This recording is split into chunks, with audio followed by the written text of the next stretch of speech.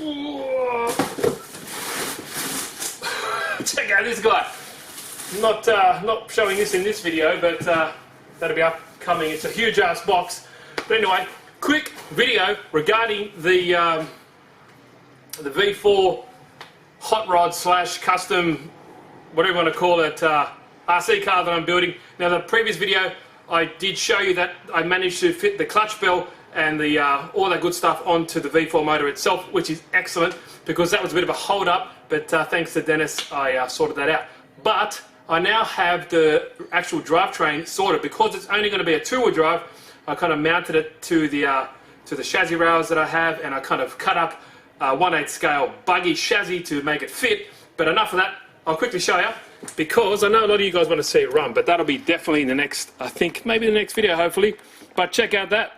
So as you can see, that's the chassis that I cut up, so that's half of it, and this part's just on the front, because I might need your guys' help or something. But as you can see, I've just got a clamp holding this all together. Now we have the starter motor here. I've got to fabricate a little clamp, but what would a custom build be without a zip tie? That might just stay there, but as you can see, that works. That actually turns the motor. So as you can see, now I wanted to use the stock clamp that the motor came with, but the depth of it is just too much. The actual distance needed is exactly that. So that's got enough tension on that belt, not to be too tight, not to be too loose. But anyway, I'll work that out later on. But as you can see, look at that. Really, really nice. So that's a little bit wonky, that clutch, not the clutch, but the spur gear, but we'll fix that. As you can see, it all works really good. Now, this is for the starter motor, but check out this. I'll hold the other one, use the other hand.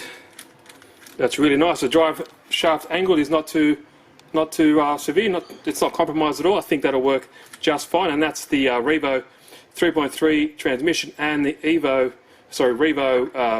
drive shaft as well. So it all works really well. Now the disc brake is there. Now what's the benefit of this gearbox? You guys might not know. This is a 2-speed forward and reverse, and it also does have a brake, which is right there, and the little brake shoes is not on at the moment, but everything works well. I used it on my crawler, and I also use it on the, well, I didn't use it on the truck, I used it on the crawler, but I do have another one of these transmissions because they're really handy.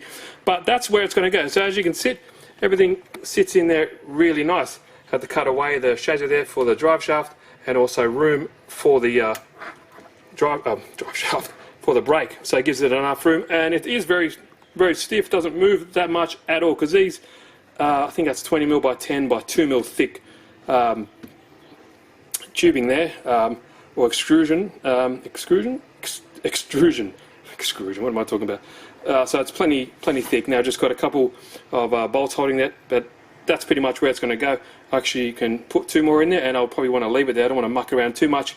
Now on the side, the motor is secured by 2 bolts directly into the side of the block.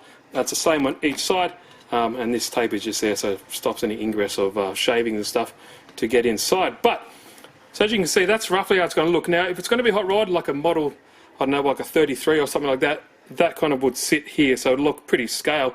This is just by my, tongue out the side and thinking roughly where it's going to be. Now, the front's not going to be perfect. Now, this is where I might need you guys' help. What other options do I have for a front end here? Now, this is roughly where it can go.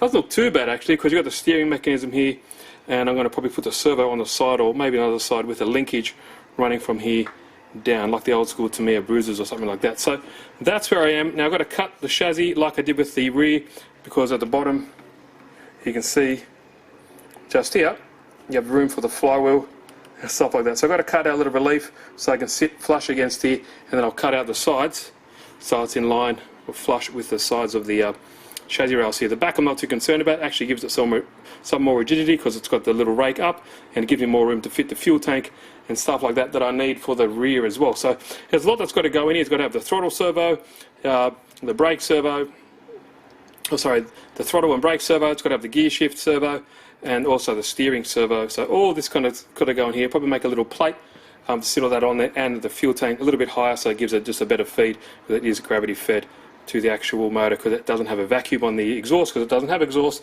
it just has headers, and that's in another video.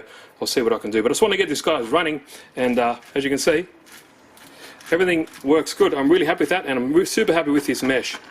There's no, I pretty much just kind of winged it and see how it went. Now I'll take that off here. show you the bottom of it. There we go. Pretty good. Don't worry about this, I'll clean all that up with a Dremel. But nice, just some flat bar here for the mount the transmission, and also just doubled up on the bar here. That's pretty much gave me the exact distance in between I need for the motor to sit flush and everything true. Now there's the pinion and spurgy. Sits really nice. This output is for when if you want front wheel drive. Sorry, forward drive. I'm not going to do that. It's just going to be rear wheel drive. But there we go. Now I can cut these down. These are just by estimate. I want to cut them down to see, or just to get rid of the extra 1.5 feet I had of tubing, not something else, but wish. But yeah, so that'll sit on there, thereabouts. And I can cut these back like I just said. So I push the motor forward enough just so it clears the fan, clears these two towers. Or that's why I asked for your help. What else can I do? I'm not too sure about custom work for front suspension on hot rods. It's got the same with the rear now, so if I can make it work, I didn't think it looked that bad actually when it was that distance. So what do you guys think? Happy with the progress? Just wanted to make a fairly quick video because I know a lot of you guys want to see run, and I do too, guys, but I've got a lot of stuff on with work. These things, and check out this haul of parts.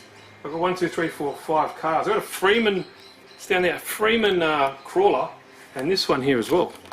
This one looks pretty cool. Econ, what's it called? If I can see it. Econ something, YK4101 Pro. It's got locked front and rear diffs and 2-speed transmission. But I'll do that in another video. Don't want to waste your guys' time. But let me know what you guys think. If you have any ideas for the front end, please let me know, guys. But if you're new to the channel, consider subscribing. There's heaps of cool shit happening. Boats, oh, I just gave it away. That's a boat. RC cars, not many drones or planes lately, but we do heaps of cool stuff. So yeah, consider subscribing, like the video if you did like it, and any questions, leave them down below. I try to answer everyone when I get time. So thanks, guys. Appreciate you watching, sticking through, and heaps of videos coming up. So cheers, guys. See you in the next video.